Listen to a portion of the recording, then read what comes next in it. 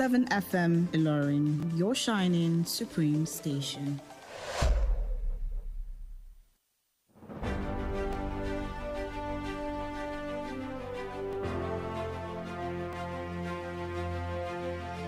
From the news desk at Diamond 88.7 FM Ilorin, this is news around the world.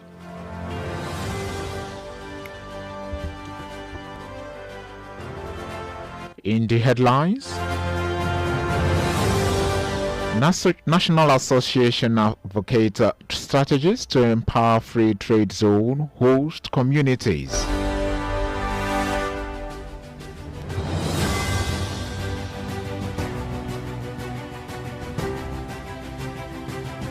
Governor Yusuf hands over 76 End Bad Governance children protesters to their parents. Simon Ekpa arrested in Finland over terrorism charges on the foreign scene. International Criminal Court issues arrest warrants for Netanyahu. In business, Nigerian fintechs urged to stop free services. In entertainment, American-based auto firm owner surprises Davido on birthday. In sports, Galatasaray president shares update on Osimhen's future in club. Good evening and many thanks for joining us for the news across the world on Diamond 88.7 FM, Ilorin, Kwara State, Nigeria. I am Joseph Emeribe. You can listen to us via our website www.diamondfm.net or watch us live on Facebook at Diamond 887 FM. You can also download our app on Play Store Diamond 887 FM. We bring you details of the news after this short timeout. Do stay tuned. Drug abuse affects both brain and behavior. It has multifaceted impacts on one's body, mind, and nervous system. However, you can avoid being addicted by giving zero tolerance to the use of drugs. Associate yourself with the right persons. Do not give in to peer pressure and learn to handle life's pressure rather than resorting to hard substances. Remember, Diamond 88.7 FM cares for your sound spirit and good health. This message is from Diamond 88.7 FM.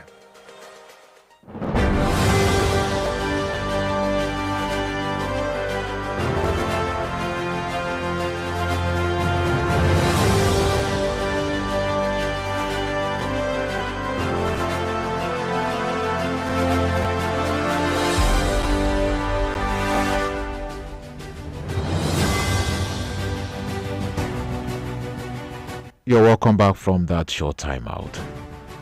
Now the news in detail. The Accountant General of the Federation, Dr. Oluwatoyin Adeyin, has urged governments at all levels to embrace a culture of savings and investment to ensure financial stability during challenging economic times. Adeyin made the call during her address at the 2024 National Council in Finance and Economic Development held in Bauchi State. In a statement today by the Director of Press and Public Relations, Bawa Mokwa, the Accountant General stressed the importance of prudent financial management, highlighting the need for long-term planning to cushion the impact of economic downturns. Adeyin also emphasized the need for transparency and accountability across all aspects of governance, warning that oversight should not be confined to financial management alone, while calling on public officials to ensure that assets procured with government funds are properly accounted for. Adeyin further noted the dangers of focusing solely on financial controls while neglecting other critical areas of governance. Still on the national front, the National Assembly and the Nigeria Export Processing Zones Authority (NEBZA) have urged operators of free trade zones and their enterprises to devise and implement more impactful and sustainable strategies aimed at fostering the development, economic growth, and generation over the communities that host these zones. This call was made after a 2-day inspection of several free trade zones located in Lekki axis of Lagos State, led by the Managing Director of NEBSA, Dr. Olufemi Ogunyemi, along with the members of a Senate Committee on Trade and Investment. They stressed that operators must ensure that their local environment benefits significantly from the presence of these businesses and that the social and infrastructural needs of the communities are adequately addressed. The advice followed a thorough assessment of the operational impact of the companies on the surrounding areas, taking into account various environmental, social, and economic factors affected by their operations.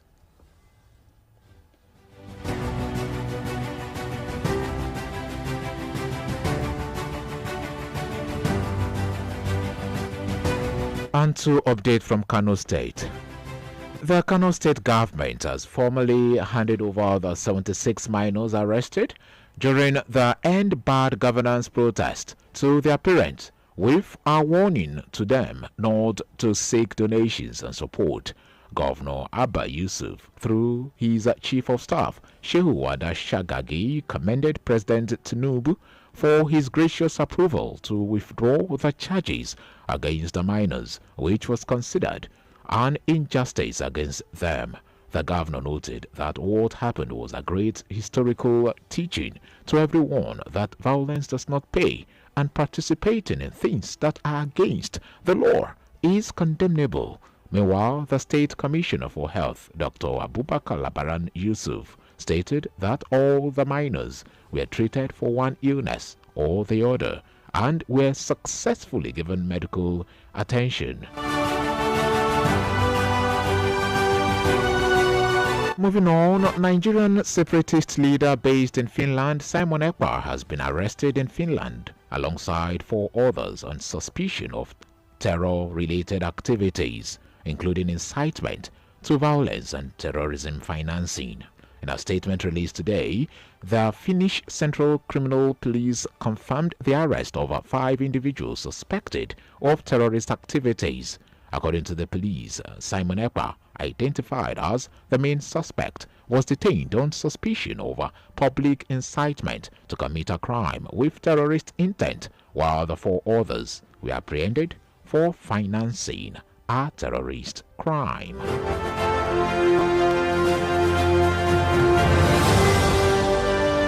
Elsewhere, the senator representing Ondo South, Jimo Ibrahim, has advocated public execution of corrupt politicians in Nigeria.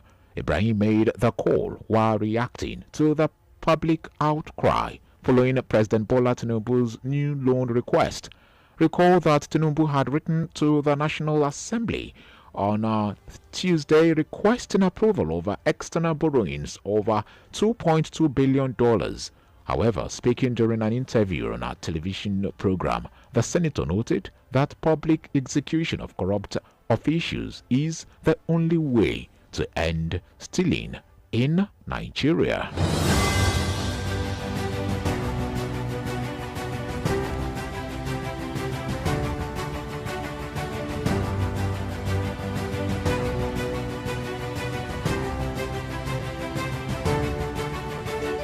Elsewhere, the Southwest chapter of the People's Democratic Party has slammed the All Progressives Congress National Chairman Abdullahi Ganduje over his remarks concerning the forthcoming electoral processes in Osun and Oyo states. Ganduje, while speaking in Akure on Sunday following the victory of Ondo State Governor and APC candidate Lucky Ayedatiwa, had stated that the next target in the southwest geopolitical zone is Osun and Oyo states, adding that everything necessary would be done to bring the states into the party. In response to the statement, the PDP Southwest Executive Council, following a 3-day meeting in Ibadan, Oyo State capital, today asked President Bola Tinubu to caution Ganduje over what it described as inflammatory comments.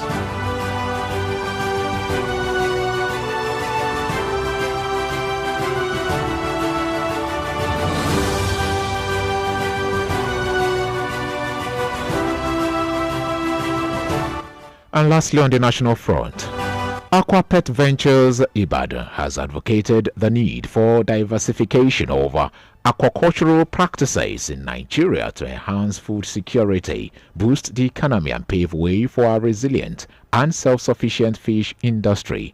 Daramola Israel Ayonride made the call at the lecture delivered at the Akwabashi Fisheries Foundation celebration of 2024 World Fisheries Day and commissioning of Agripreneur Insight TV in Ilorin.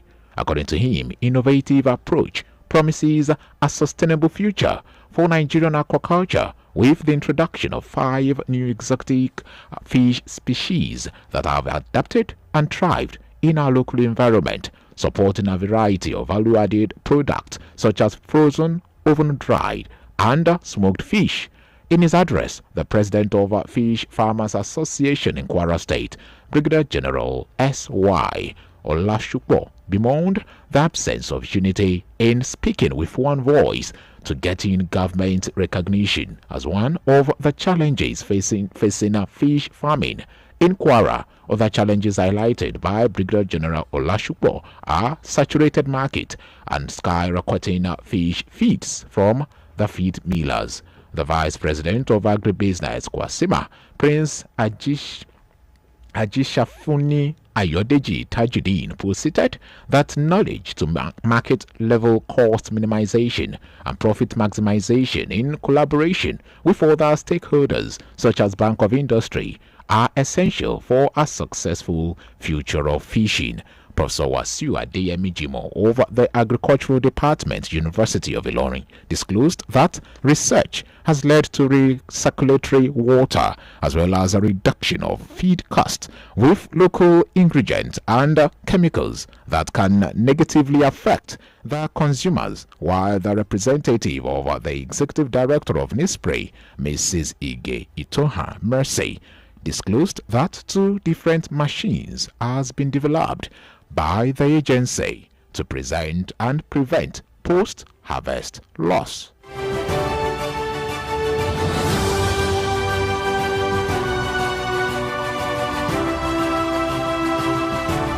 The news across the world is reaching you live from Diamond 88.7 FM, Ilorin, Kwara State, Nigeria. We're going to break now, and when we return, we'll bring you foreign business, entertainment, and sport updates. Do stay tuned.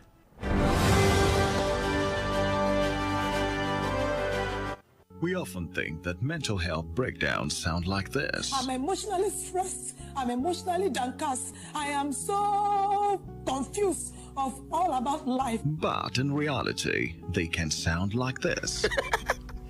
Don't make assumptions that people are okay just because they laugh and they smile. Everyone is going through something. Check on your friends and be kind to everyone else. This message is reaching you from Diamond 88.7 FM Ilorin.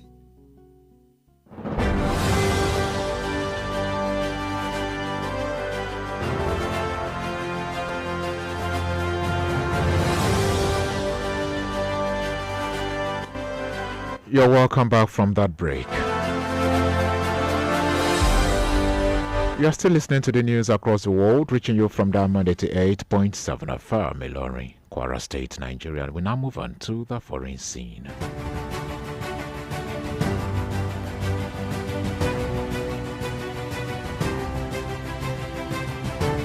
On the foreign scene, the International Criminal Court, ICC, has today issued arrest warrants for Israeli Prime Minister Benjamin Netanyahu and former Defense Minister Yoav Gallant, as well as Hamas military chief Mohammed Dahif, for crimes against humanity and war crimes committed from at least 8 October 2023 till at least the 20th of May 2024.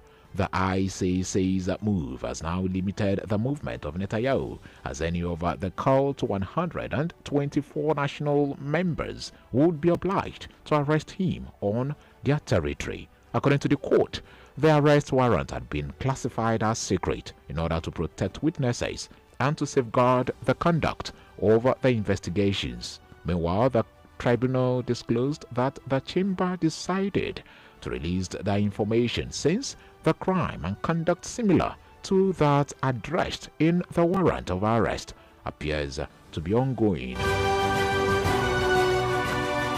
Still on the foreign scene, Spain is set to grant residency and work permits to about 300,000 migrants illegally living on the country each year for the next 3 years.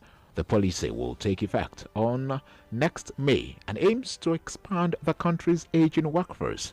Spain has remained largely open to receiving migrants, even as other European nations seek to tighten their borders to illegally crossings and asylum seekers.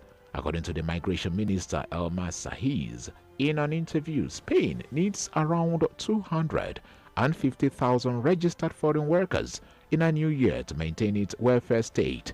She contended that the legalization policy is not aimed solely at cultural wealth and respect for human rights. She said it also aims to foster the country's prosperity. Spain's Prime Minister Pedro Sanchez has often described his government's migration policies as a means to combat the country's low birth rate. And that's it from the foreign scene. Up next is Diamond FM Business News. And in the world of business, the president of the Nigerian Fintech Association, Dr. Stanley Jacob, has advised fintech companies in the country to stop offering services for free to achieve business sustainability. Jacob, who stated this during an interview on a televised program, stated that Nigerian fintechs must now focus on profitability if they want to survive the current economic conditions. Speaking on the impact over the economy, especially the volatility over the Nigerian currency, the Fintech Nigeria president said many fintechs who have secured funding in Forex are struggling to meet their obligations. Meanwhile, Bitcoin, the flagship cryptocurrency, has hit a new all-time high, over $97,836 in the early hours of today, taking a step closer to fulfilling the prediction of analysts that the crypto asset will hit $100,000 before the end of the year. Diamond FM Entertainment News. And away from business and on to entertainment. Afrobeat sensation David Adeleke, popularly known as Davido, has received an extraordinary birthday gift as he marks his 32nd birthday today. The Nigerian-born owner of a Dallas-based auto dealership, Mr. J, presented the singer with a brand new Escalade 600 premium luxury car to celebrate the occasion. Sharing the news on Instagram, Mr. J posted images of the sleek vehicle alongside a heartfelt birthday caption. According to report, Davido, who had earlier announced plans to donate 300 million naira to charity in commemoration of the day, has been receiving encomiums from celebrities and friends on his birthday. In commemoration of the day, the governor of Osun State, Ademola Adeleke, joined some popular Nigerian celebrities and fans of the music star to celebrate the Awoke crooner at 32. Let's say happy birthday, Davido.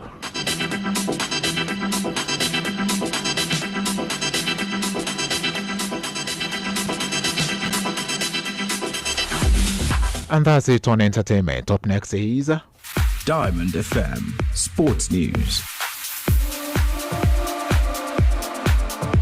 And in sport, Galatasaray president Dursun Özbek has declared that Nigerian international Victor Osimhen will remain with the club until the end of the season. Recall that Osimhen joined the Turkish Super League champions on loan from Napoli in September and reportedly has a clause in his contract which allows him to join another club in January. Özbek, however, stated that the former Lille striker would not leave during the winter transfer window. In the meantime, the 25-year-old has scored 8 goals in 9 appearances for the Yellow Reds. Still in sport, Pittsburgh Panthers women's soccer team of the University of Pittsburgh has confirmed the signing of Nigerian duo Adobe Orka and Anna Yusuf. Orka joined University of Pittsburgh from Remo Stars, while Hannah arrived from Confluence Queens. Orka, who once had stint with Edo Queens, has represented Nigeria at the under-17 and under-20 levels, while Yusuf played for Rivers Angels and Nasarawa Amazons before moving into the Confluence Queens. They have now joined the Super Falcons midfielder Deborah Abiodun at the club.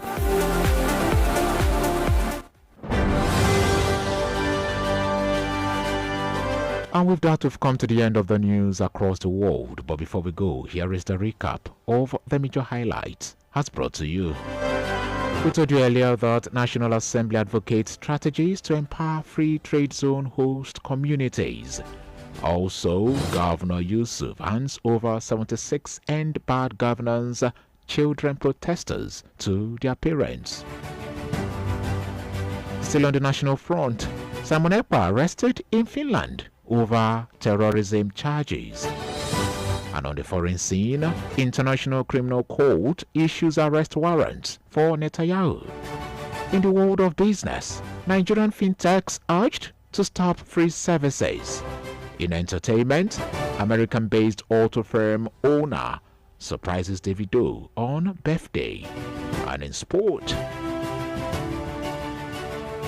Galatasaray president shares update on Osimhen's future in the club. And before we call it a wrap on the news this evening, did you know that on this day in 2017, former Zimbabwean President Robert Mugabe resigned from office after 40 years as the leader of Zimbabwe, first as Prime Minister and later as President, as the Parliament began impeachment proceedings against him? Now you know. For news coverage or happenings about around you, kindly contact Diamond FM Newsroom on 0916 0627526. You can reach our newsroom via 0916 0627526. The news was compiled and edited by Nedu Okorie, and I am Joseph Emeribe. Many thanks for choosing your shining supreme radio station. Do stand by for the news in Yoruba language at 5:30. Good evening.